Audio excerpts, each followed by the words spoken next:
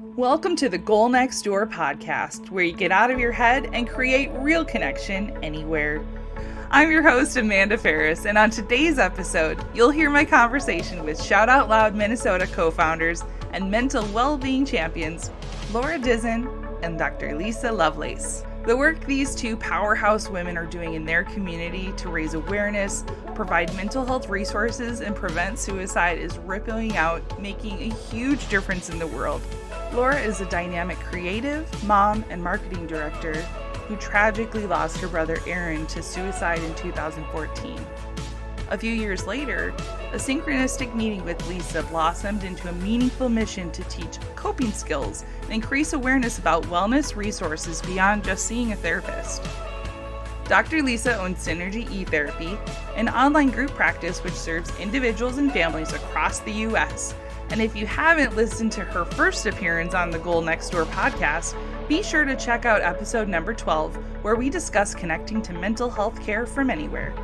With suicide rates skyrocketing, especially among 10 to 24-year-olds in particular, Shout Out Loud partners with area businesses, local care providers, and the community to raise money which goes directly towards supporting mental wellness resources. These resources don't just mean seeing a therapist, but also include all those activities that make you feel good. So their event is fun, free, family-friendly, and absolutely inspiring. While we do discuss triggering topics such as suicide and self-harm in this episode, we also cover practical ways you can make a difference in mental well-being and suicide prevention, and even have some fun along the way. If you're ready to take your mental well-being to a new level in your life and community, you'll find it all right here on the Goal Next Door. Curious to know, I love what you ladies are doing out in the world for so many reasons. And I so appreciate that you're taking time today to, in the middle of your busy lives, helping people. Oh my goodness, that you're taking time for our podcast listeners, for the audience of the world at large to learn more about this and really to break down some concepts and what's happening in the moment, what we can do. Let's get empowered, let's get equipped. But where does the name Shout Out Loud come from? Like, what does that mean for you? Well, that was actually something that a good friend of mine, Brandon Gallagher, came up with. Because when we were starting our organization, we wanted something that signified my brother.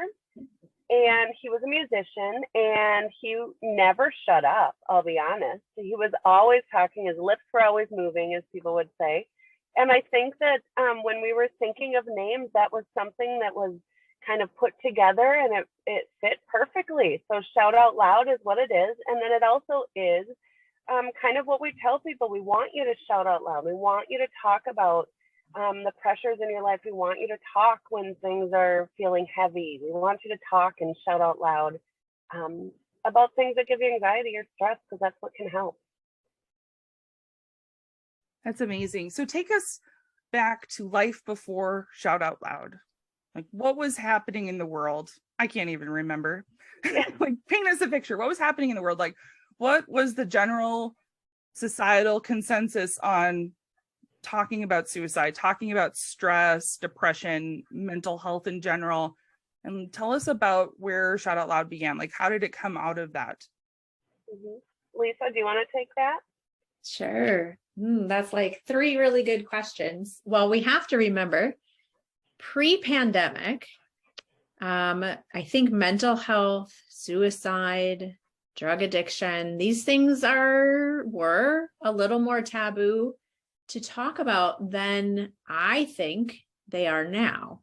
And so Laura obviously can shed a lot more light on kind of being a family member, surviving somebody they love who died by suicide, and like what it was like to talk about it or not talk about it back kind of years ago. But I think that we were still in kind of this place of hush hush, like it's not talked about. There's a lot of shame about it.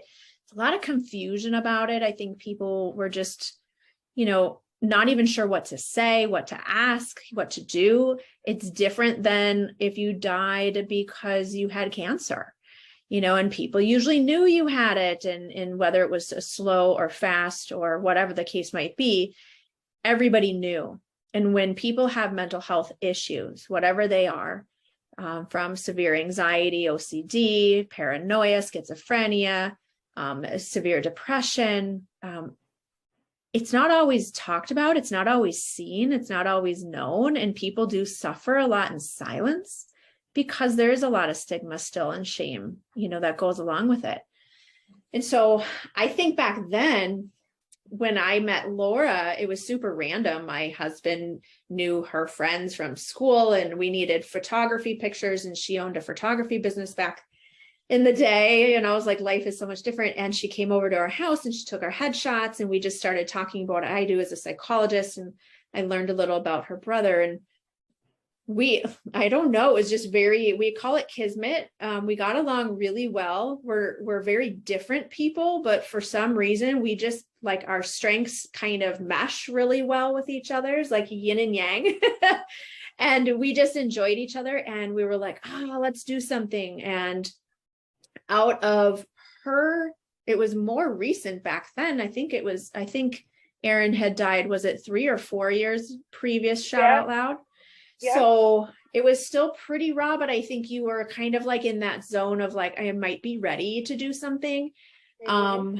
And in 3 months, we partnered up with NAMI here in Minnesota, National Alliance on Mental Illness. We found another organization called Canvas Health, and we're like, we just want to raise money for you guys and have this event in honor of Aaron, Laura's brother. And we are not party planners, I say. I'm sure not. Laura's definitely more artsy and graphic designy, and I'm like pragmatic and logical therapist. So we got together, yin and yang, and we just created this event in St. Louis Park, which is where Laura's from and grew up, and a lot of her friends and family have experienced other friends and family who have died by suicide and drug addiction and overdose. And we're just like, let's just start talking about it. Let's just start shouting out loud. Let's just make this not so scary.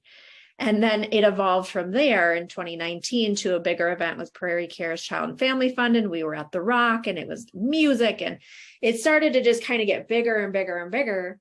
And then COVID hits. And so we had a 2-year hiatus, but during COVID, holy moly, at least from my perspective as a mental health therapist, we were seeing clients right and left. People were not really sure what to do with the newfound anxieties they had and depression from being socially isolated, physically isolated, kids at home from school. Like, you didn't realize what it was like to just kind of be in the confines of your own home. And I mean, I come from a family where we could be together all the time. The three of us, like, we are like glued to each other and we don't get sick of each other. Whereas most families are like, I need a break from my kids and my spouse or my partner. And people were just not sure how to exist like that. So we had such a huge influx. And then, suicide rates, mental health rates were going up. And, according to, and I sent you the link here, the Minnesota Department of Health, at least in Minnesota, suicide rates are the 8th leading cause of death. They're the 10th nationally. So like, what's going on in Minnesota? We can talk about that on another podcast, but clearly it's a little bit worse. And then the suicide rates for like preteens and teens had gone up really a lot as well, in like the last, I don't know what it was, 10 years or something. I'd have to look back on the stats. So our young kids are really struggling, and then COVID did not help with that. And so it almost gave more fuel for this passion and drive to really help kids and families have some place to go where they can talk about suicide, they can learn coping skills, and then getting the community involved where there's places that do this and they have like a 5K and they have like a golf thing, and those are great and they raise money, but they're not the same as what we've created in Shout Out Loud, where it's like, we really want to teach kids and families what to do.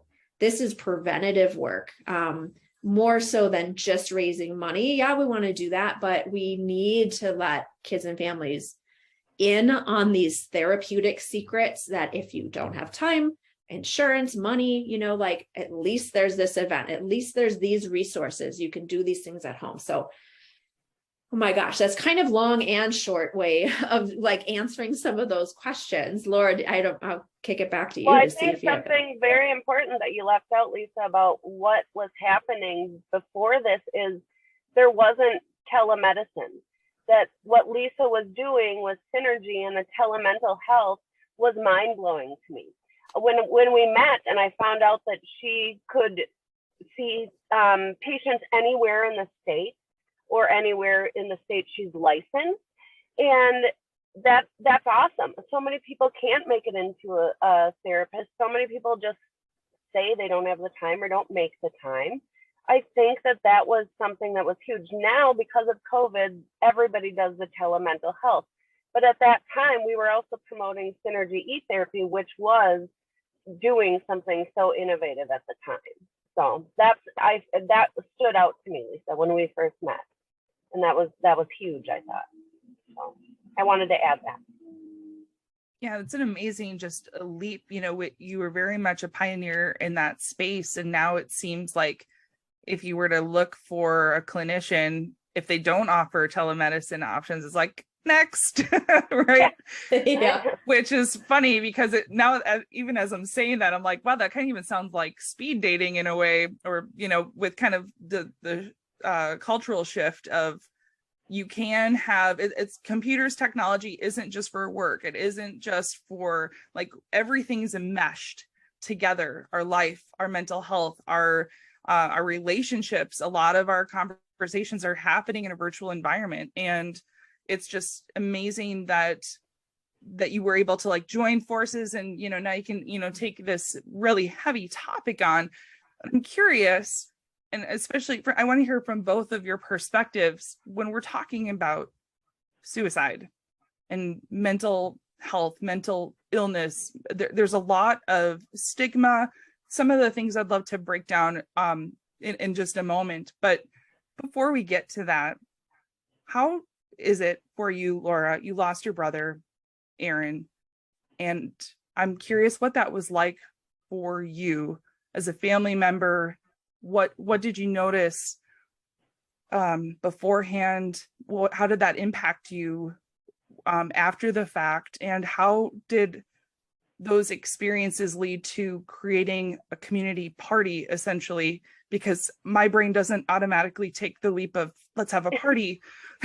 So if you could walk us If you knew through... my brother, you would know it was let's have a party. Yeah. Oh, cool. And that's where that started, is doing something in his name. So it started out as that concert benefit. And then it evolved from there. So yes, that if you knew him, you'd think party right away. That he'd light up any room. Yeah. That's amazing. So not only just doing this in his honor, it's really spreading that same joy and energy that can be his legacy. And that's really touching. So thank you. I mean, this isn't something that a lot of families are willing to talk to each other about, at least in my own experience. Yeah. And what was that like for you as a sibling? Did you see signs? Were you talking about it? What was going on? If you're willing to share. He was 32. So he showed he was depressed. We knew that, and at points he was depressed, but the people around him in his life that weren't his closest family probably did not realize that. As his friends looked back, there were little signs. But again, with Shout Out Loud, that's what we really promote, that there isn't always signs with people being depressed. We didn't know he was ever going to take his life. So at the time, there weren't, signs or there wasn't telltale, something happening. He was depressed like a lot of people get. He was on medicine for ADD, plus he was on medicine for depression. There's so much that I look back and I would love to, analyze and figure out what happened. And I think with survivors, you spend half your life trying to figure out when did that happen? When was the shift in him, or or could I have helped, or, should I not have said this thing, or should I have been there to do this? And in the end, when he left us his letter, he said that he felt like he was existing and not living. And I think that that's a poignant thing, that we were around him. He had access to mental health care. He had a family that loved him who did talk about depression. And we are a close family, both parents in his life, stepmom, me, there's my daughter. He had a lot to live for, as people would say. He was a chef and enjoyed his work, but something was missing, and something is missing for so many. You hear about these amazing athletes that have, are winning medals and are championships and have all the friends in the world and are on the cover of sports magazines, and they take their lives. What is missing? And we don't know, but we're working on what can we do with that prevention, and that what happens before people get to that crisis mode, and how can we shift things? How can we start raising our kids just a little bit differently, that they understand, that even when the grades seem so important at that moment, even when what's happening in life seems like it's the worst, how do we shift that in that exact moment? How do we teach them to deal with that? Because when somebody completes suicide in that exact moment, most of the time they don't reach out right then. And that's not a statistic. That's my own opinion, that from what I've seen with friends, that they had reached out before, but in different ways, where you look back and you realize it was a cry for help, but at the moment you didn't know. And so I keep repeating myself, but it goes back to that prevention and what happens before somebody gets to crisis. So you had also asked about, family and what it was like, and it was just devastating, and it would be for anybody then or now. But that was 2014, and that was a time when this wasn't talked about. People didn't speak about suicide. I remember making up different excuses. People would ask how he died, and I would say he was sick, and it was only certain people that would pry a little bit more, or that would ask more questions. I owned my own photography business at the time, and when that happened, I had to cancel quite a few shoots. I just couldn't handle life for a little bit.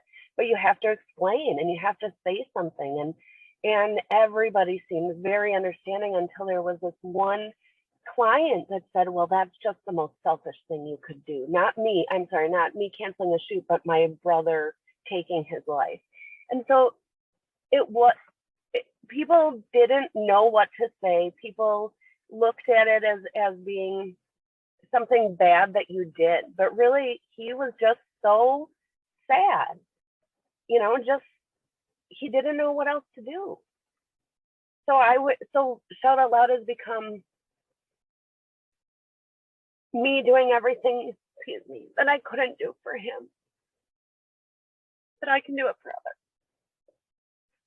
Thank you, Laura. That's so insightful, and I greatly appreciate you sharing your experience as somebody who's experienced from the other side of the suicide ideation, having come out of it and thinking the thoughts that were taking over at the time.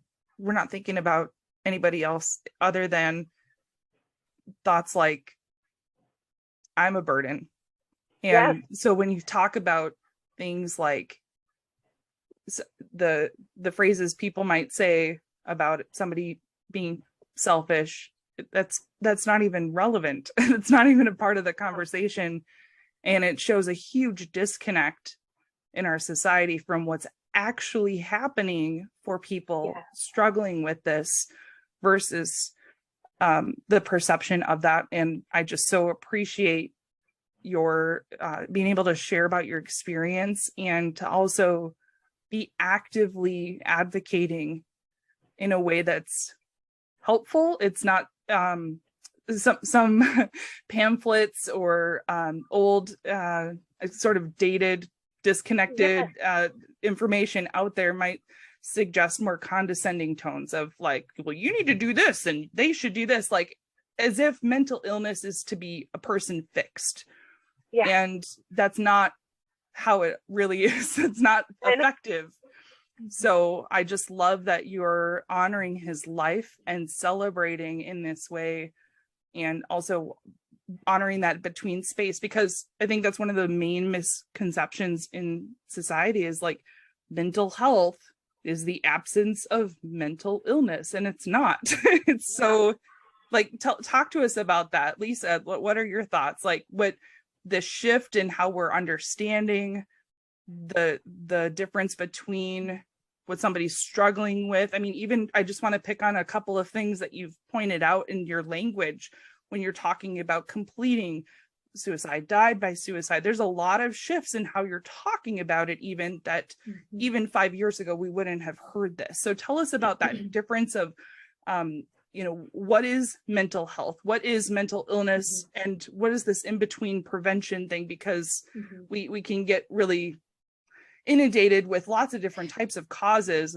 raise awareness and prevention. Well, what does that actually look like? What are we talking about? Yeah. I think language is very important. And I spend a lot of time in therapy with kids and adults that I see, helping them to find the language that is appropriate for what they're experiencing.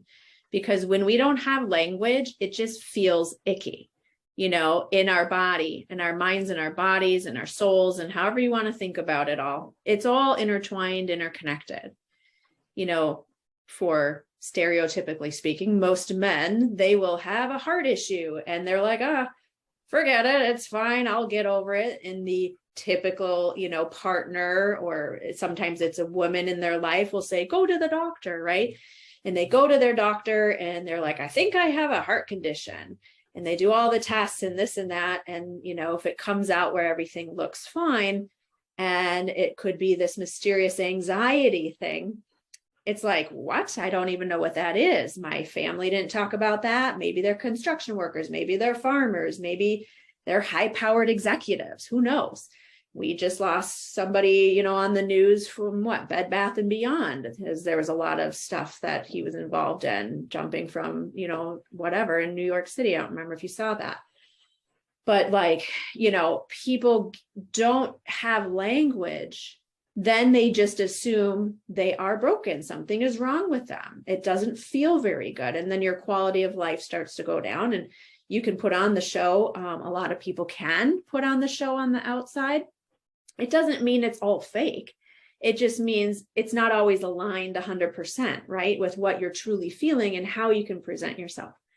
So when I work with kids, giving language is super important, of like, this isn't you. This is a part of you. If you have a worry in your mind and it gets stuck and, keeps going, how do we talk back to that worry, that you have some control over what's happening with your thoughts, right? We feel like we can't control our mind. We can't control our body. Things just happen.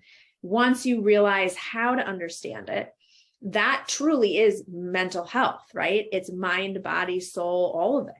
It's how are we showing up, thinking about managing, handling emotions, stressors, joy, sadness, emotions and feelings kind of all wrapped up. And they're not just thoughts in our head, it's in our body. So like the guy who goes to the doctor because his heart, or the woman having a panic attack for the first time, and not understanding the child that's like got stomach aches every Sunday night before school. Well, wonder why that is, right? What's happening?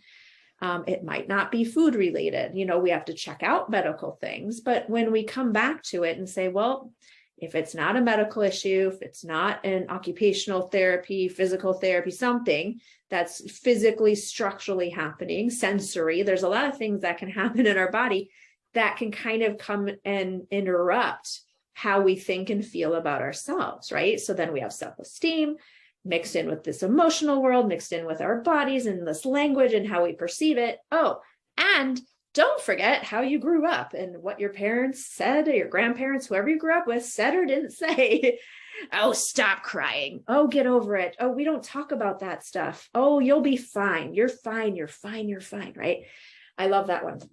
So it's the messages we've been given by nobody's fault. But now, like you said, the language is shifting for LGBTQ, for suicide, for mental health, for substance abuse. It's all shifting because we're kind of coming out of this bubble and learning and being open and available to new information. So committed suicide, because committing suicide is a crime. You can't kill yourself. You got to go to the hospital if you do. If you're old and 95 years old and have chronic medical conditions, you can't have the doctor kill you, right? It's not what we do in this world, or at least legally in the United States. I can't say the world. So we are shifting into, this isn't a crime that somebody did to themselves. We didn't ask to have cancer. Nobody knows how we're getting that. We can pontificate environment and this and that and whatever. Nobody knows all of why do some people feel chronically happy and their glass is half full, and other people are just chronically seeing the world through a really dark lens, and it just brings them down. And so I think when we have shifted in the understanding of this isn't something that is a crime you did to yourself, that this is not any different than cancer, but or a medical condition that you just don't want to live with anymore. It's super, super hard to understand it if you have not had suicidal ideation or thought about that and been deep, dark in the trenches of like, oh my gosh, like, what am I doing here? Am I enjoying this life? I'm like you said, burden to others, these kinds of messages and feelings that we have. Nobody wants to feel that way. Nobody, wants to live life like they're trying to be that way. So I think mental health is how we view our world of emotional life. Mental illness is a wonderful thing. The Western world has given the DSM-5 review, TR, and we have the ICD codes, and everything has to have a diagnosis, and it has to have, and it's wonderful for many reasons, but it also puts people kind of like puts baby in a corner, so to speak, right? Like, you are bipolar, so you have these symptoms, and that's great. And we have to have language to understand. And then there's medicines to potentially help. But mental illness is, like you said, like, something's wrong with you. We need to fix you, because that's what we do. If you have an illness, we give you medicine. You have a broken, we give you a cast. Like, there's an issue and there's a solution. And there are lots of different types of solutions. It doesn't have to be medication. It doesn't have to, Laura and I talk about this all the time. It could be yoga, it could be running. There's a lot of different ways to kind of like make ourselves try to use our mind and body, as hard as it is sometimes, to feel better. But mental illness is kind of that diagnostic code of like, you have major depressive disorder, mild, moderate, severe, with psychotic features, without, and it's a language for doctors and medicine to kind of communicate with each other about what's happening. And I think what happens is a lot of people are like, that's not me. I'm not major depressed. I'm not, this line, but, insurance requires certain codes to say you are severe enough to where you need treatment. And if you're not severe enough as insurance, I'm not going to pay for that.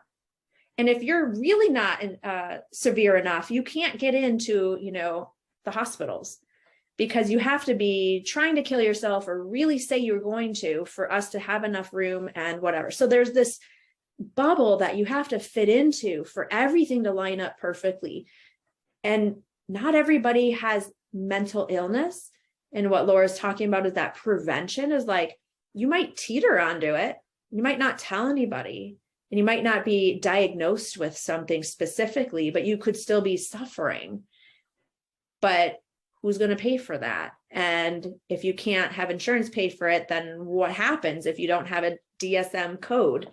Right? And so there's a lot that goes into the mental illness world. I'm going to breathe, because I'm like on a pedestal, like blah, blah, blah.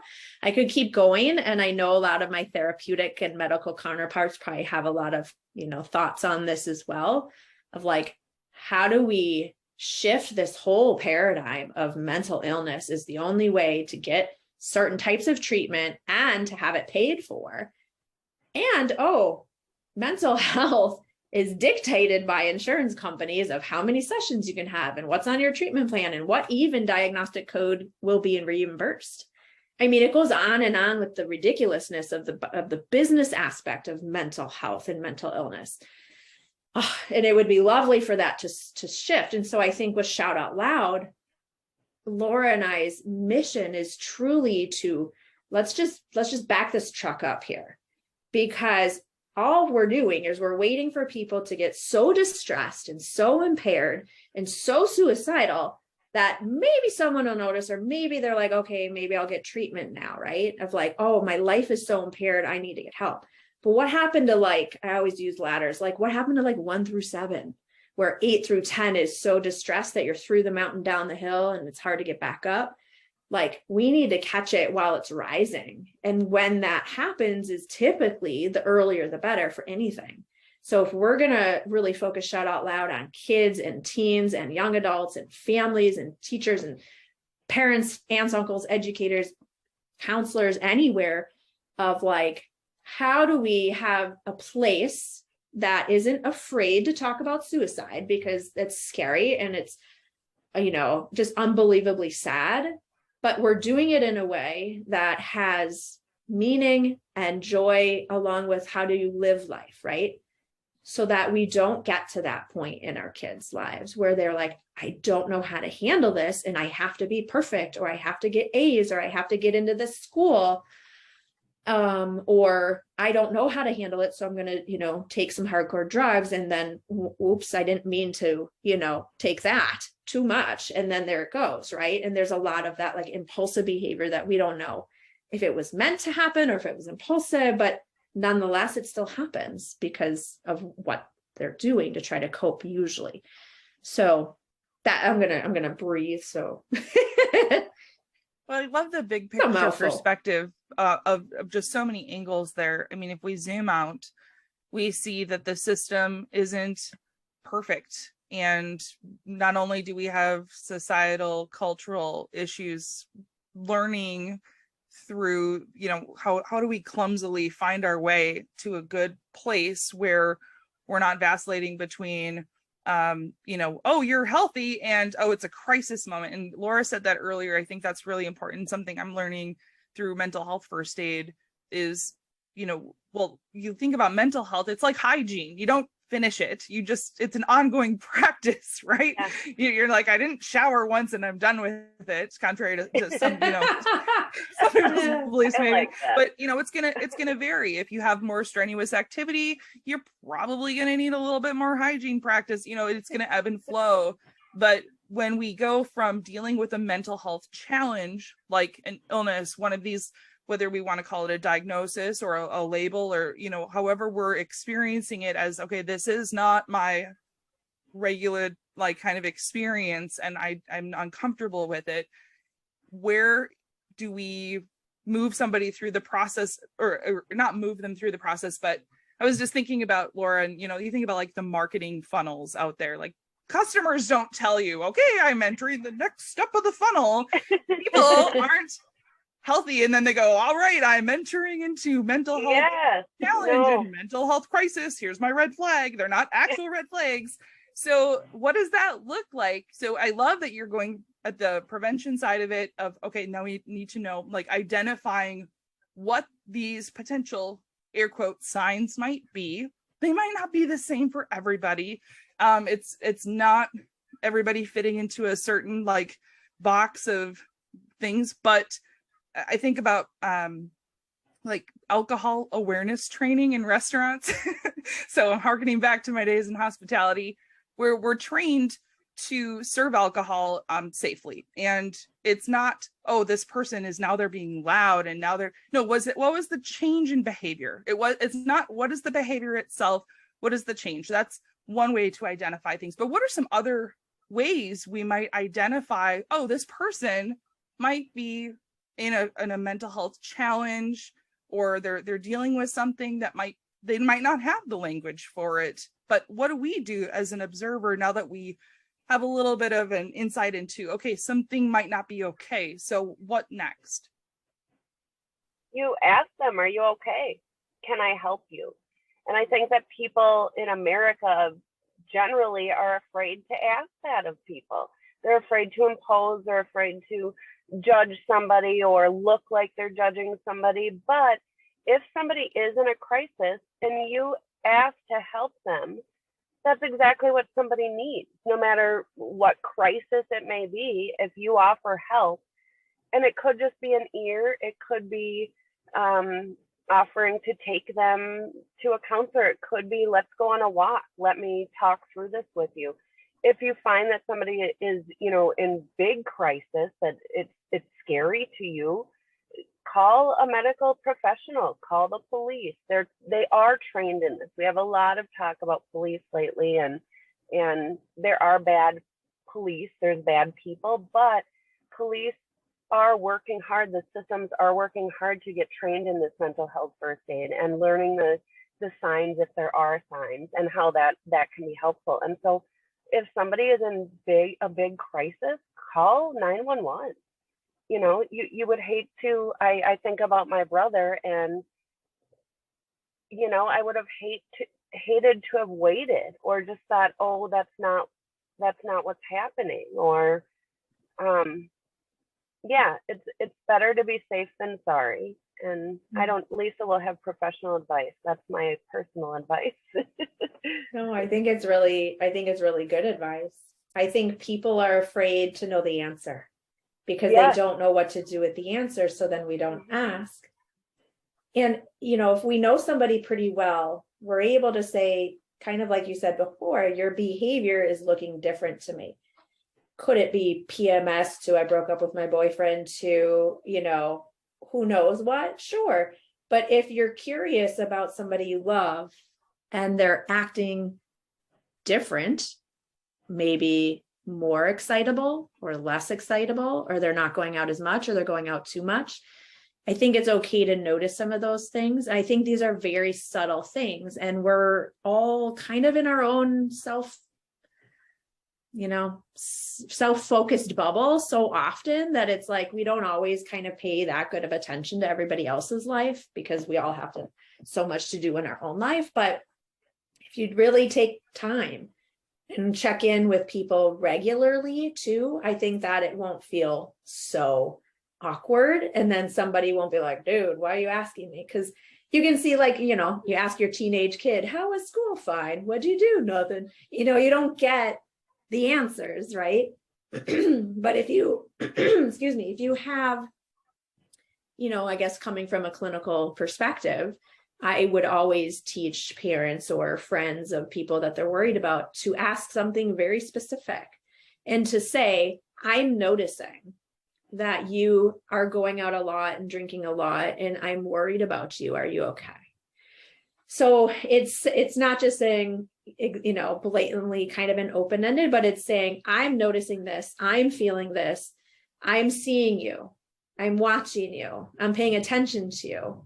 And it's not that people don't, or if somebody dies by suicide, that people weren't paying attention, but it starts, early on of like having that language again, go through the house in the home. And like Laura said, they talked about depression. And so that's really good to be able to have that type of open conversation. And there is no one thing that's going to stop somebody if they, are determined. And that's where it is in their point of their journey, is maybe they've done counseling, maybe they've done medicine, maybe they've done yoga, maybe they've done deep breathing, maybe they have a good job, but there's just something that is missing, right? And that piece that's missing is so much more powerful than all the other things. And it is just a very sad part of what we see that happens in a lot of people. Sometimes it's very impulsive.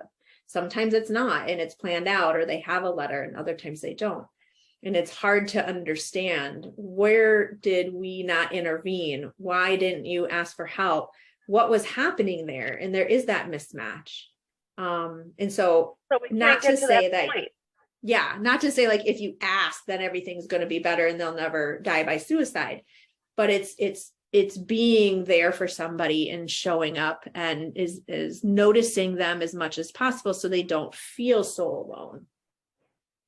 Yeah, absolutely. And I love what you shared, because I think one of the common myths, I mean, that come up, at least when I'm talking about mental health in my circles, is, you know, what if I say something and that plants an idea in their head, you know, and it's like, actually, if you are asking that and they were already thinking it, then no, there's no follow, you know, then you're onto something.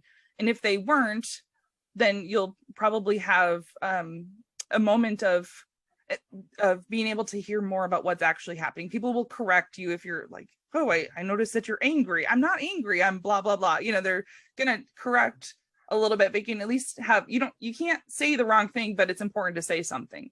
If you're showing care, and it takes a tremendous amount of courage. You can't say the wrong thing, but it's important to say something. Seriously.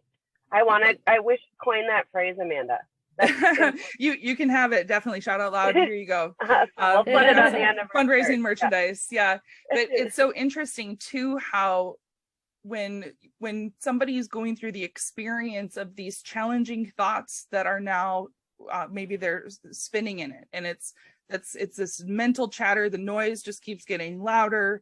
You walk by people and you're like, they don't care. They don't even seem, just, it takes so much courage to be able to be present with other people and not just say, hey, how you doing, as we, in our selfie society, are looking at our phones, and actually being here and being like, how are you really doing? It doesn't have to be an interrogation, but tuning into what you were saying, Lisa, with, I'm noticing this, what's going on, and being open-ended, and then not being judgmental of like, hey, okay, now I mean, especially here in the Midwest, we are big time fixers, like, maybe you should eat something, or maybe you should take a nap. It's like, no, how about you just like take it to the next level of being human? You don't have to have any credentials to be human, right? Just have a pulse and show up for that person, right? And sit with, and like, maybe you can shed some light on this. Like, how can we validate somebody's experience and not just brush it under the carpet and say, that sounds terrible. That sounds really frustrating. That, like, what are some ways that work for you to talk about this in your life outside of Synergy e-therapy, and Laura, your life outside of Shout Out Loud? Like, when you're talking with people in a non-mental health context, what are some examples of how you can show up for people in that kind of dialogue? Because as pedestrian as this is probably sounding, we aren't equipped with the muscle memory of like asking. What we're equipped with is, hi, how you doing? I'm great. How are you? Okay, moving on. Actually, life sucks. I hate myself, and I want a donut. So always examples of some things that you can say when somebody is coming home from school, or you notice that change, and it's really getting down to, okay, now they've opened up. How can we not fix it for them and still be supportive? Oh, you want me? No, I was going to wait for Laura. I feel like I'm a fixer. No, I'm a fixer. So I think you're better with this. Let me figure out, let's fix this problem. You should eat. Yeah. You should eat. Yeah. Well, I think my answer will be different if I'm talking to parents or families, people raising children, is to start early with the questions that are specific, start early with talking about the emotional feelings, talking about language, talking about suicide. I mean, it wasn't that long ago that we started Shout Out Loud, and my son was little at the time, but it was like, suicide, we're like whispering what it was about, because God forbid he should hear that word, right? And now, like, he knows Synergy e-therapy, he knows Shout Out Loud, he knows what it's about at 7 years old, almost 8. And there is a appropriate time for each child in their own development and their own abilities to process some of these deeper things that are very strange, right? If you've never had loss in your life, a grandparent or a dog or a fish, right? Usually you start pretty young with kids when they do lose an animal or a person in their life, of like, how do we ourselves even understand life and death? right? Some people go the religious route, some people more spiritual, some people have no religion or spirituality, and it's very pragmatic of, you know, some people just more in nature. Like everybody's got their own. So I think we all have to understand how we think of it in our own world, because what that's going to play a role in how we teach it to our children, how people show up for their spouses and partners and their family members, and then to the larger community. And so that would be like one thing that I would promote is do your own work with this. If you are so uncomfortable with it, don't talk about it. Don't want to use that word of suicide in your home with your kids. They're going to learn it anyway. They're going to see it on social media. They're going to hear it from kids in school. And so having that open dialogue often, it's the same thing as the sex talk, right? It's not a sex talk that happens when you're 16. It starts when they're 2 and 3 about their body parts and language for it. And you're giving that, it's just a continuous thing. Like you said, it's like hygiene. You don't just teach your kid to brush their teeth when they're 1 year old, like you're teaching them forever and then hope they keep doing it when they're 18 and they've moved out. It has to be part of our routine.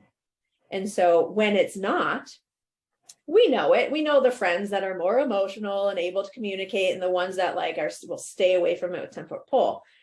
And so you kind of have to know your audience a little bit of how to reach people, but we have to do our own work so that we can use this language with people we care about. That's my biggest takeaway from that. Now, if you're like, okay, I've done that work and I feel like I can use these words and I can talk to people, I think that it's really understanding who that person is you're talking to and how you might reach them. So it's thinking beyond yourself of what would I want or what would I need in a situation. And like, you know, if somebody's a musician, hey, do you want to go watch this band with me? I got some tickets. I'm taking you out next week. If somebody's, you know, loves food, like, you know, hey, let's go take a cooking class or let's cook together. Let's go to the grocery store. If it's a teenager, sitting with them and like, hey, who's your favorite artist? You know, what are you watching? What are you reading? Show me what's going on Roblox. Show me what's going on Minecraft or whatever they're doing, you know, really being curious about who they are and what you're noticing about who they are as a person. And then how can I join you in something that it's seemingly you are a person that likes this. So it's kind of like, I'm going to bring some of these good things out of you if I can help it.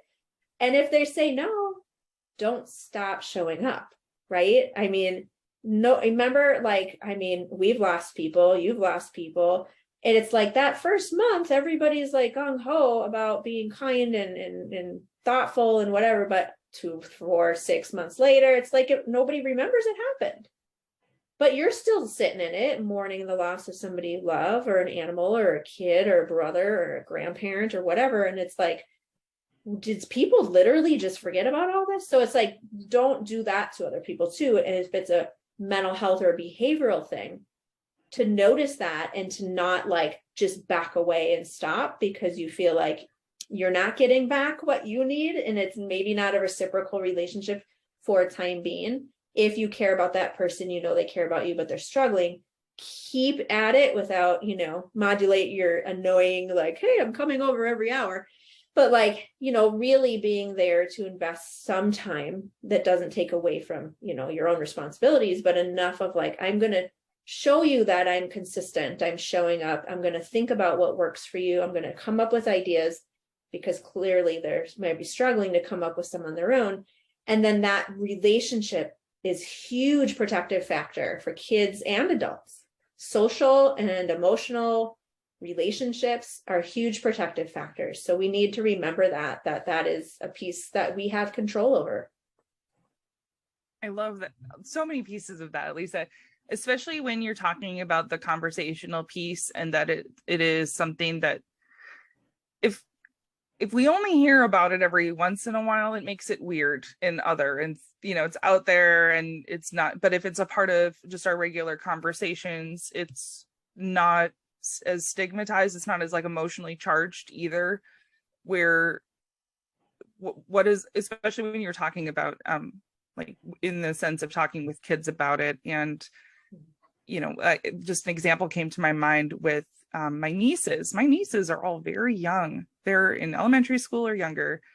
And my mom was spending some time with them, and they were hearing some conversations at school with some of the other girls, and, they were talking about, there was a person in my class that, committed suicide, and they're just talking about it because it's something they heard.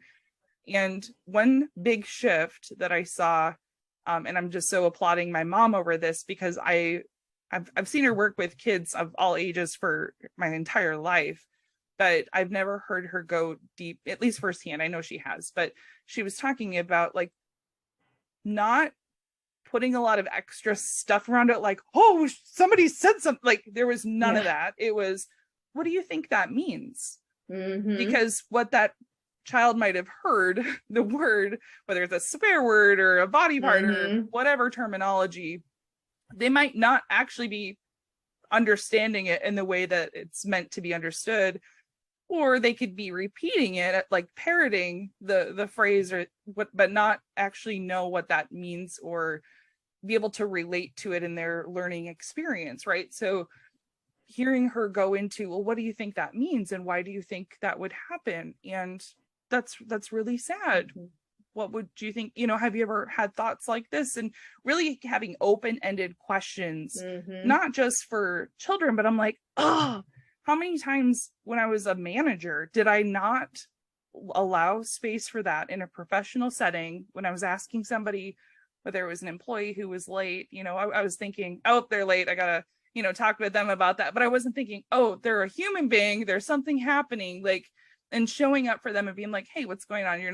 You're usually very punctual, or, there's so many things in hindsight that I'm like, that could have been a moment that could have been, really helpful, not to address the behavior, but to, that might be the first time in somebody's life that anybody actually showed up in that way and cared about the why behind the what, and not in the way that was self-promotional or, for hitting sales goals or whatever the case may be there. So it's interesting, Laura, I'm curious what your thoughts are when you talk to people now in a professional setting. Are there ways you've noticed people talking about mental health or suicide prevention that you're like, this is great, or why did they say that? Definitely don't do that. Yeah, I think that there's a lot of, I'll say, old school mentality when it comes to talking about it. And I have had conversations with people, and they just they blow my mind that they don't get it. And so I think something Lisa's taught me a lot in life is that you can only say to people kind of what they want to hear. So when I guess I go into every situation that I am always going to be me. I'm always going to talk about my story, and I'm going to talk about Erin, and I'm going to let people see me talk about it and not break down, hopefully. Sometimes I get, it gets you.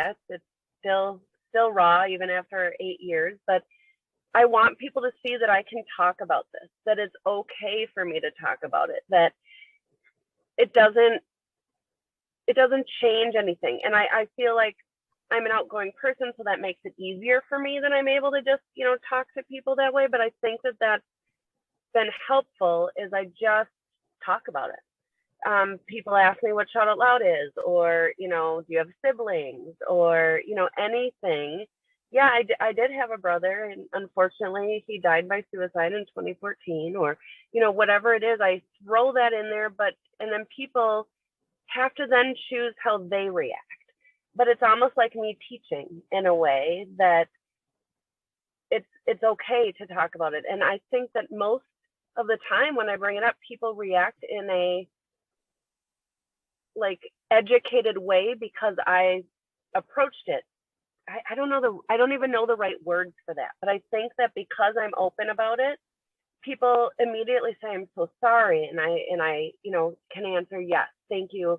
It was horrible. This is what I'm doing with, what happened. And I think that that's huge. It's about what can you do now. I can't get him back. I can't change the past. I can't, there's all that guilt, there's all of that, but what can I do now? And it's help other people, and even if it's even if I'm not directly helping a person, I know somehow what we're teaching, what we're promoting, what we're doing is helping somebody out there. And maybe one person that comes to our event in October, or one of our many events after that, will see a coping skill and they'll be like, oh, that resonates with me. That makes sense. And as Lisa's talking, I am thinking of all these coping skills that I've learned that she's taught me, that she's talking about putting a language to your fears or to your anxiety and things like that. And there's just so many little skills that are so simple in life that just to be taught them could help. If you're going to take a test and you have anxiety, if it's snowing outside in Minnesota and you are scared to drive, what can you do? You can count your teeth with your tongue. You can, there's so many little things that everybody should know, the way that we're taught sex ed, the way that we're taught driver's ed, since we're talking about that, the way that those things are taught in school. Coping skills should be taught the same way, and people will just be able to live a little bit easier and cope with things a little bit better and just deal with life. Especially here, things are hard in America. They're harder other places. That felt weird to say, first world problems, but things are crazy right now. Everything seems different. And I think everybody has such high anxiety, and everybody's talking about this tense, this feeling that they have. And what can we do to help that? And then also, what can we teach our kids so that when they get to be adults like us, they already know these things? I love what you shared about coping skills, especially because there's we are so fortunate that all of the world's information is at our fingertips. Yeah. We're so super connected and we can have a lot of access to information, but it's still a huge disconnect. Like having the stats about mental health and knowing what gaslighting isn't actually probably going to help anybody in a daily situation. It's putting the skills, like you're talking about, whether it's emotional self-regulation or coping, like that's the stuff that matters. We don't want to just have all these terminologies so you can tell somebody your friend that your boss is a narcissist or something. That doesn't help anybody. No, these terms are like, okay, yeah, I see that on Instagram where you know what the stuff is, but this is the stuff that really matters, is how can we help other people? But we also need to realize that a big part of that piece is by modeling it in our own lives. So when you're talking about your brother Aaron, and when you're showing up and opening up that space, it might be really uncomfortable for some people, and that you're doing it from a very sensitive, like you're noticing how they're responding.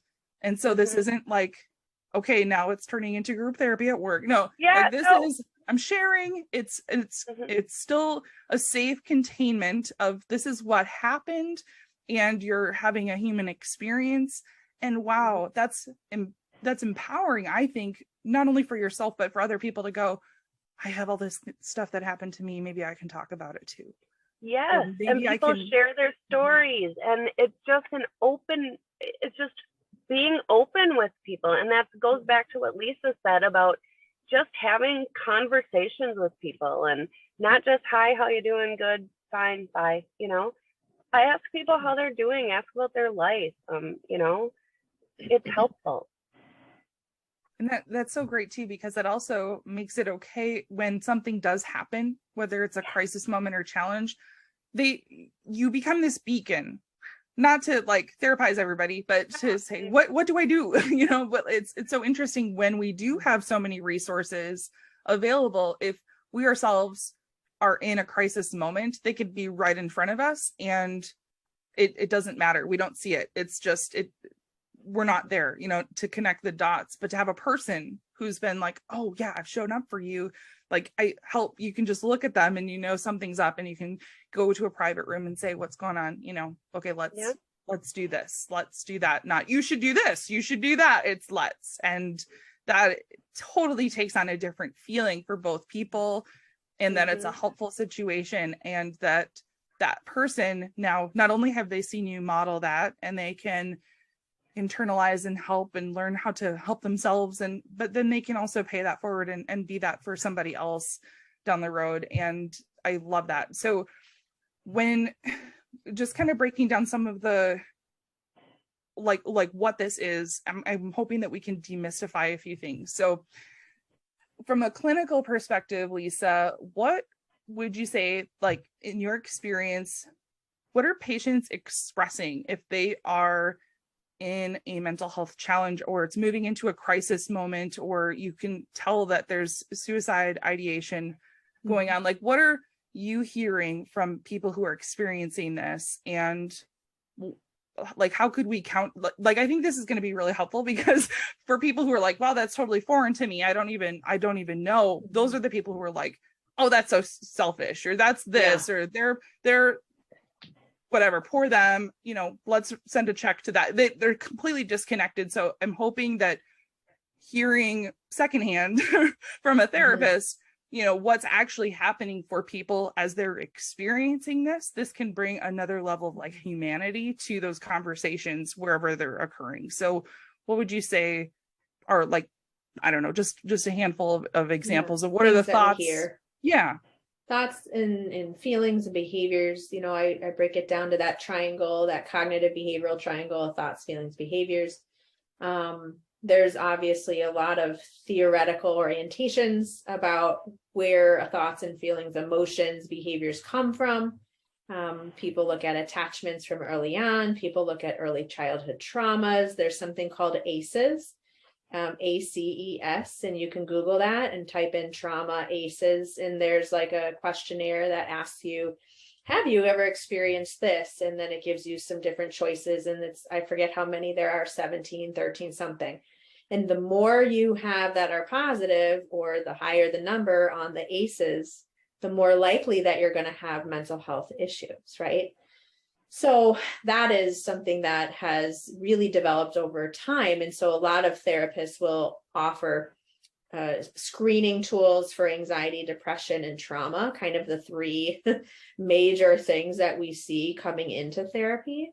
The anxieties might be people who are really struggling with, you know, phobias and germs and OCD thoughts that spin and spin, and it's impossible to stop it, right? So it feels. Now there's a lot of treatment out there. So people who are really struggling with daily existence, where there's such high anxiety, they're feeling so uncomfortable, relationships start to fail, job and work and school starts to fail. Their hygiene might start to fail. They're starting to not want to do things they used to like to do. Like, they're just too anxious to go out and do things. You know, there's a lot of reasons why this might happen, but this is a lot of what we hear for people coming into treatment. It's usually at a higher end. Now, I do have some families where they will bring their children in at a younger age, where they're like, I think they had their first panic attack, or they really seem anxious about this. And I'm like, oh, give me, you know, and I'm just like, I just love working with those kids and the families, because it's like, that's prevention. And honestly, like 6 to 10 sessions, and they're like, okay, we'll see you in like a couple months, maybe, if we need you. And it's like, okay, they might be back and ebb and flow, but it's like starting so early is so helpful. But once you're in the impairment and the distress part, and you have thoughts that I am not able to understand what's wrong with me, there's something wrong with my brain, there's something wrong with my body, nobody likes me, I'm annoying to others, this kind of really difficult self-esteem issues, right? And again, it comes from probably unresolved traumas or attachment issues or different things that have happened to people that they're just not even aware is a trauma. And we use the word trauma a lot, but like, people don't understand necessarily, like, there's low grade, long, prolonged kind of chronic trauma things that can happen. It's not just a hurricane. It's not just a rape. It's not just an assault. It can be just an abusive alcoholic father. It could be, you know, a mother that, you know, is dating too many times and you don't have stability, or you're moving a lot. It could be bullying from elementary school that you just didn't realize growing up. Now you look back and you're like, holy cow, that shaped how I view myself and how I view myself inside relationships. So some people will externalize these things, and others are going to internalize these things. and take it inward. And so we're always kind of trying to figure out what's the puzzle here. And there's the Band-Aid and the behavior, and here's the symptoms, but that's not gonna, like, we can work on that. And coping skills are awesome. And I love coping skills. And we could talk about those all day long. And I start early, start young, do them yourselves. But a lot of people, you could do all the coping skills in the world, and it's not going to resolve the deeper issues. And so we have to look back onto those early childhood relationships and the traumas that people have been through, uncover that. There's a lot of really great trauma treatments out there, like accelerated resolution therapy, art, EMDR, eye movement desensitization reprocessing. There's some brain spotting. There's somatic experiencing. There's, internal family systems. There's all these different types of treatment approaches. And they all get at something a little bit differently in order to help somebody. But when they come into therapy, these are the things we're hearing, the thoughts and the behaviors. And some people will self-harm, either physically hurt themselves with like a razor or something to get that emotional pain to be physical so it can release. Others are going to eat, others are going to gamble, others are going to drink, everybody's got their thing of how they're going to cope. And so we really have to be mindful about how people are engaging with themselves in a mentally healthy way, or something that they're doing that's going to really impact them. And I have a little sick kiddo here. I'm going to go on mute while he's got a sore throat. Hopefully he'll feel better soon. Yeah, it's so interesting, because in coaching, when I'm working with clients in a coaching kind of environment, a lot of them will say, like, I don't want to be stuck on the couch in therapy, and like, I don't want to talk about the past. I just want to talk about the future. And I'm like, that's great. Therapists can help you do that too. But I think there's like a lot of misconceptions around, like, why are we going to therapy? Is it because we want to fix a problem? But something that I've learned, and I'm just a huge advocate for, is like those skills, like you were talking about, Laura, of like, we can learn skills to relate with other people. We can learn skills to help ourselves. And this is still funny to me how, I notice in some sort of like social environments or families or certain workplaces where it's like, I don't have a problem. They have a problem. That's the crazy people over there. They go to therapy, and it's like, okay, if that were true, okay, if we were to accept that as the truth here, do you want to live in a society where there's a bunch of quote unquote sick people running around if you're not going to take ownership in this as a community member, as a neighbor, as a person who, like, you're contributing to this if you're not also owning part of the process? And exactly, we can take all of the stuff that media has told us, or Hollywood, cinema, of what a crazy person looks like, or like you were talking about earlier, Lisa, with schizophrenic. Like, we have these ideas of what that looks like because of a movie we watched or something we read. Mm-hmm. But what would that really look like? And what, in an ideal world, what would communities do differently to not cast those people out because of those labels? Or if we were to create more environments where we are providing that democratized like resources, if we want to call it that. But that's where I love where Shout Out Loud is going, is like, we can have this heavy topic, and we can also really connect with our neighbors. We can really support each other. They are like integrate. They need to integrate. They can't be separate anymore. We don't have separate lives in silos. Like, the work is at home, the home is at work. Like, it's everywhere, exactly. Right? So yeah. Well, I think that we just need more education in schools, in workplaces, in just in our communities. We need to just understand that we're all going through something. There's, nobody has a perfect life. Not everybody is happy all the time. And we really just need to support each other and be there for each other. And we need to have enough resources out there. And we talk about therapy, and Lisa's talking about how sometimes it's hard to get in, and how, you have to be labeled this certain thing. So there are a lot of things you can do in life that aren't, that you don't need insurance for, that can just help you. And that's, riding your bike, it's running, it's playing the drums. My kid plays the drums, loves it. That's how she gets out a lot of aggression. And drawing, painting is one of my biggest things. I just think that there's so many options for people. You just have to find what that outlet is for you. And it may be therapy for many people, but again, what can you do just right at home without a doctor? So it's those coping skills, it's those activities that make you feel good, it's things that keep you healthy. I love that. And Lisa, were there any other like coping skills that came to mind that you wanted to share with that don't necessarily require having a healthcare program or an EAP that you can access? Yes. I mean, there's so many, and I break them up into low intensity coping skills for like our anxiety or whatever rising. And then there's like high intensity coping skills when you're like, I kind of deep breathing isn't going to work for me right now. I'm going to throw that out the window because I'm breathing. It's not working, And it's like, well, that's not what you need to do right now. So when you're really high in your levels of anxiety or whatever it is, where your body is super activated, one of the best things and the easiest things to do is actually to trick your muscles into thinking that it's going to fight, right? So when your body is activated and you're in a fight or flight kind of mode, but like there's no bear chasing you and you're like, how do I deal with this?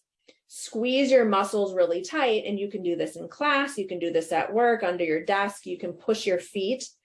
You can do it right now. Just push your feet into the floor. And you can put on a nice smile and make sure nobody thinks you're like doing something weird. You can grab the edge of your chair and squeeze the handles really, really hard. So helping people to activate the muscles and then relax them, and then do it again, activate muscles and relax.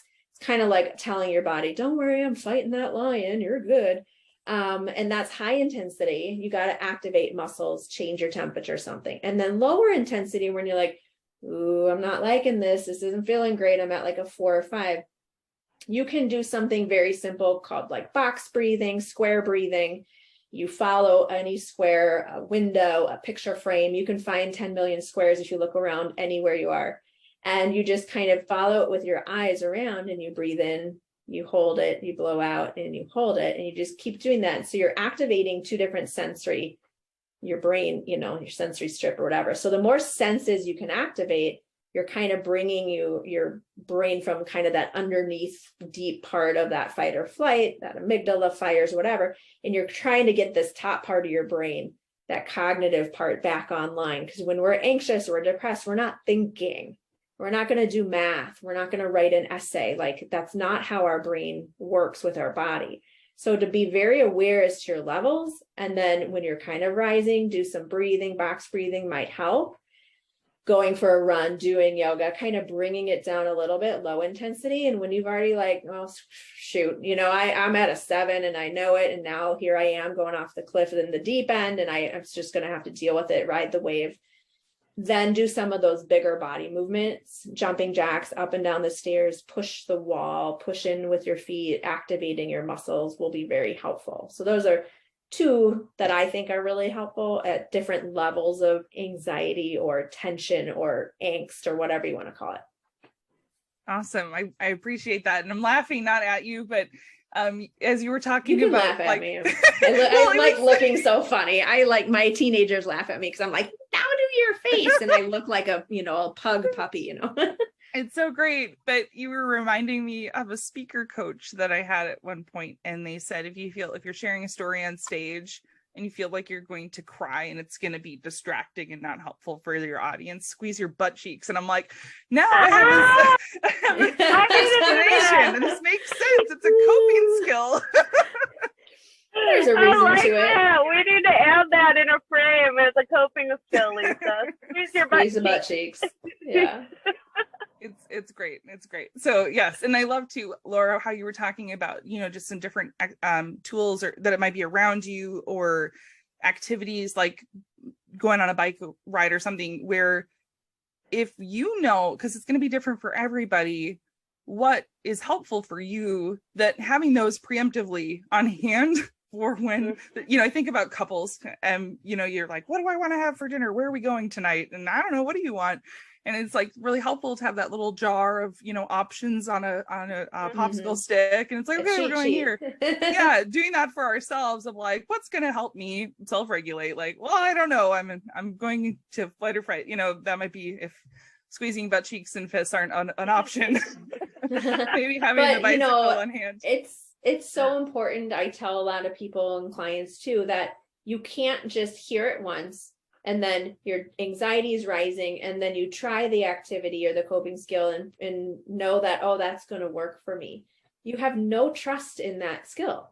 You've not practiced it. You've not tried it. It's like if I were to pick up a guitar right now and just, oh, I should know how to play this because I want to.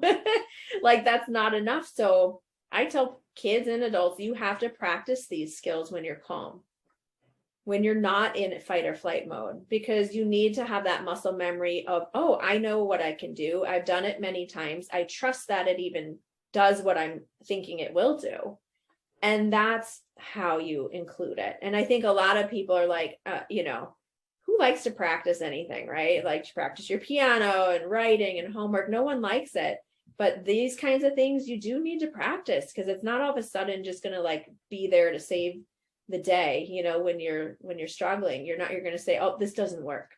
Well, of course it doesn't work because how many times have you practiced it and trust and know what it's supposed to feel like in the first place, right? Yeah, absolutely. Well, and that so applies to what Laura was talking about, just sharing with people. If we don't make a practice of sharing our story or where we're at or asking people, then it's going to feel like completely foreign to us. And, I'm thinking from like a corporate setting, if we're in a team meeting or something, if we just suddenly one day we're like, okay, we're going to talk about mental health. And then that was awkward for everybody. It's like, it has to be a practice. It has to be a part of just that simple checking in. What's brag and a bummer? What's the one word description of your best feeling or what you're feeling right now? How can we support you?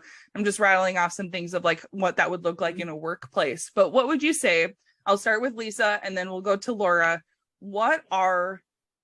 There doesn't have to be a total 10, but what are the top 10 or the top ways you believe with the tools society has today, with the tools most people have in their, environment, what are the best ways we can prevent suicide? Number one is that we're talking about it. We're destigmatizing it. We can't do anything if it's kept in a box. It's happening. People are feeling whatever they're feeling, and this is the result of it. We can't ignore that and pretend that's not real. So to me, that's number one. Number two is, to start early. We need to do what we're trying to do in our best abilities. Schools need to do what they can do, and therapists and so on and so forth. Counselors, parents, whomever, it should be part of every ECFE class and the OBGYNs. And it's kind of like, how do we train people to be people? And this is part of the human experience. And so we have to work on our own stuff before we can help others. Put your mask on first before you put your kids on, right? So talk about it early. Have places known for people to go to. Who do we even go to? Laura and I in 2019 especially, I feel like we had a lot of people randomly emailing us and sending us Facebook messages, and they're like, my daughter this, my partner this, I don't know where to go, I heard about you guys, what do I do? And Laura's like, okay, this is for Lisa, I'm gonna pass this one along here because that's my my area of expertise. Even though they're not a patient of mine, I know the system well enough and I know how hard it is to navigate. So I think in our communities, we're trying, but people still have no idea where's the entry point. Where do I go? Who do I call? What do I do? What do I say? How do we get in? What's the right doctor? Who's the right therapist? And there are better fits than others. And so I think that education that Laura was talking a lot about is super important. Those are my top three, because I think if we can do those three things really well and focus in on it, then like floodgates. But maybe Laura can add to that. Well, I agree, of course, with those three as well. I think that the other thing is just making resources available to people. That's a big thing. And again, resources mean so many different things to different people. Suicide prevention in itself is, you know, people being informed of what is needed. It's accepting LGBTQ plus youth. It's having, it's food security. That's suicide prevention. It's just anything. Suicide comes from people being in crisis. So those things that lead people to crisis in our world that can be helped, we need to do something about it. And at Shout Out Loud, we can't be the ones that do it all. But I mean, there's, the government needs to be changed with, the health system needs to be changed. I mean, there's like such a long list, but as like individuals, just what we can do is be there for people, let people know resources. Again, talk about suicide and talk about mental wellness. Again, that's another little term instead of mental illness, instead of mental health. We like to say mental wellness because it's about feeling mentally well and what makes you feel that way. How do you get there? And I think that those are two words together that kind of make more sense or resonate more with people. And I think that's a big thing, is the language that we use, and how we're trying to reach people. Lisa brought up in the beginning that so many mental health organizations and so many people trying to raise money are having golf events and having 5Ks, and those are amazing and they raise money, but they're only reaching people that play golf or only reaching people that run. And how do we reach the masses? How do we teach people that this is just how you deal with life? And so we go back to it starts young. And the goal of Shout Out Loud is to have these programs and be there to help people in any way we can. Both of us have our real jobs. Lisa, as you know, with Synergy, and I'm a marketing director. And so we can only do so much in our volunteer time, but that is the goal, is to get people involved with us and who can help us with this, this mission. And I think that's just a mission in life, is how can we be better people? How can we help people? How can we talk?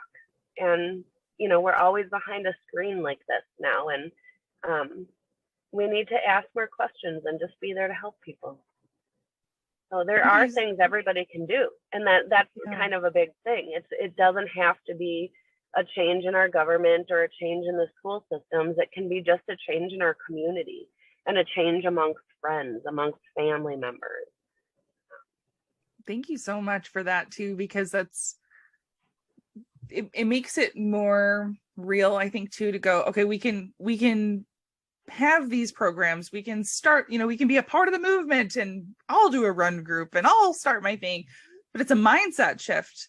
And that's right here, right now, for ourselves to in those basic, like, everyday things, because over time, that's collectively what's going to create the support system for people, so they aren't as often in crisis, or we can minimize that, which will have that knock-on effect in helping to reduce and hopefully someday eliminate suicide from being the challenge that it is right now, and impacting so many people's lives and their families and our community well-being as well. So I just think it's been incredible talking with you both about, your process, your journey, and having insights to like what you've learned along the way. And this is so practical in how we can apply this. It doesn't have to be out there. I don't have to drive to the therapist. I don't have to go to work and expect somebody else to do this for me.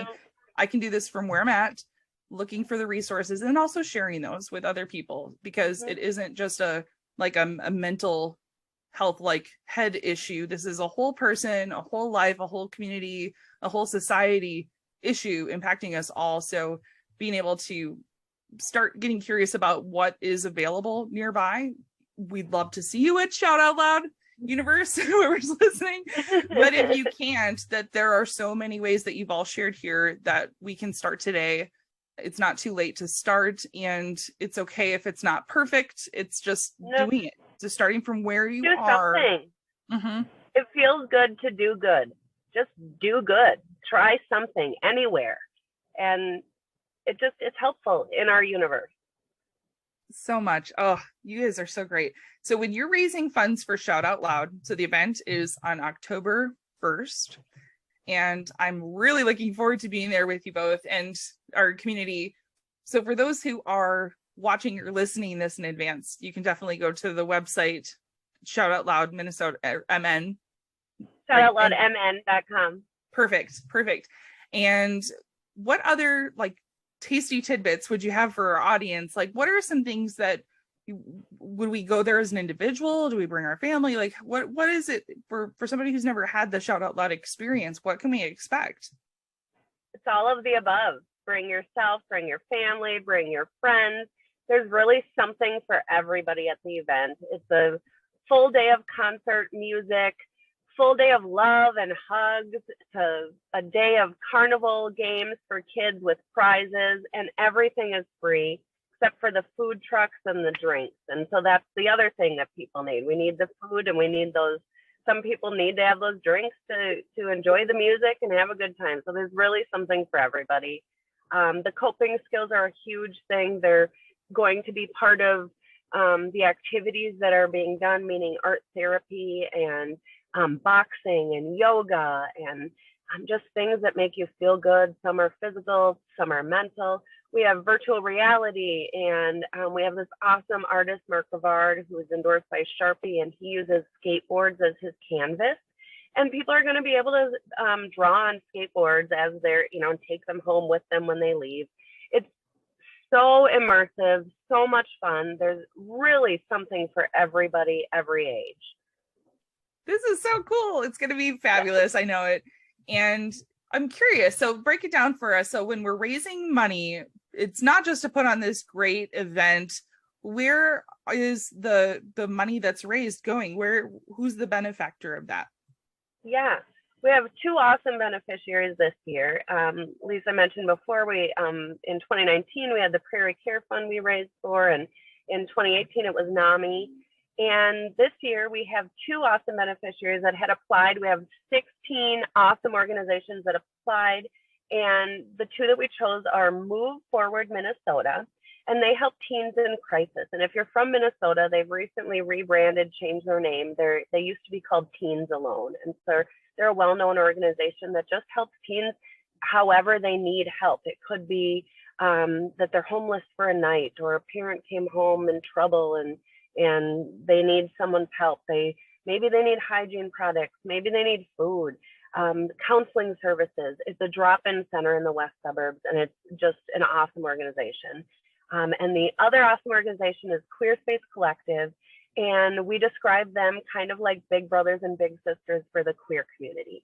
They match young people in the community with adults and mentor them. They are part of different functions. They put on these different events that people can go to. Just a really inclusive group, and they are so new. They started in 2021, and they're doing really big things, and we're really excited. So that's where the money raised goes to. In the future, the money raised will be going towards these programs that we hope to be starting in schools and ECFE classes and all over the place. That's our goal. But right now, as Lisa and I want to know that this is going to have impact in our world right this minute, the money raised, people are so generous. So we're donating to those two organizations the funds. It's so wonderful to hear, because not only is this event helping raise the awareness, but it is actually putting those funds into action for prevention, for getting people the support and sort of that next level of, we're not giving out bicycles, we're giving out actual support through these programs that already exist. And we're newly in a nonprofit status, I believe. Is that correct? Yes, so something we're to celebrate. 501c3 official. Yes. Congratulations, ladies. I'm so proud of, and I'm just so grateful for all of the things that you already have done, but what you're doing just day to day, and really shouting out loud every day for this cause, to honor the people we've lost, to celebrate their lives, and to continue paying it forward to the people around us, right where we are, to make that difference and that impact, so we can have healthier, happier communities. And just continue to make waves. This is like such a movement. I think people understand that there is a problem right now, and not being able to know what that problem is or articulate it, this is helping that as well. This is helping people put that language to a challenge where we know something's off, but what is it? And also to be able to start providing more solutions so that we can have more research and have more resources and have more support, so people don't feel alone, because they're not. And it's just, I'm so grateful that we get to be a part of that experience. So thank you for inviting us into that, and for all of your time and insights today. Oh, we're so grateful for you, Amanda. Thank you. We're so thankful that you and others are promoting mental wellness and talking about the hard things and being an advocate and a colleague and a friend on the journey. And, everybody, like Laura said, has their own journey of what they've experienced, whether it's losing somebody, having suicidal thoughts themselves, just learning about it in the news and being curious. This is truly a place to go, to learn, to celebrate together joy in life and love, but also to honor, like you said, people we've lost, and to have that remembrance wall, and we have a wall of what lifts us up and what makes us feel alive, because that is really important. So it is kind of a balance of both, and it's okay to bring young kids and old kids and anybody you want to bring. It is free, and we are just very excited to be able to join forces with you and the Goal Next Door podcast and all the things you're doing to help so many people too. So thank you. Just squeezing my butt cheeks over here. Don't worry about me. That's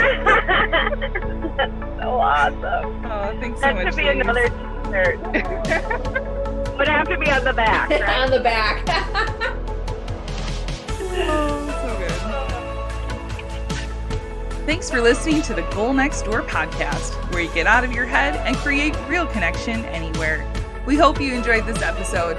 If you'd like to learn more about suicide prevention and Shout Out Loud, you can visit shoutoutloudmn.com. And on social media, just check out the links in the show notes below. Thanks again for connecting with us here. We look forward to seeing you next time on the Goal Next Door podcast.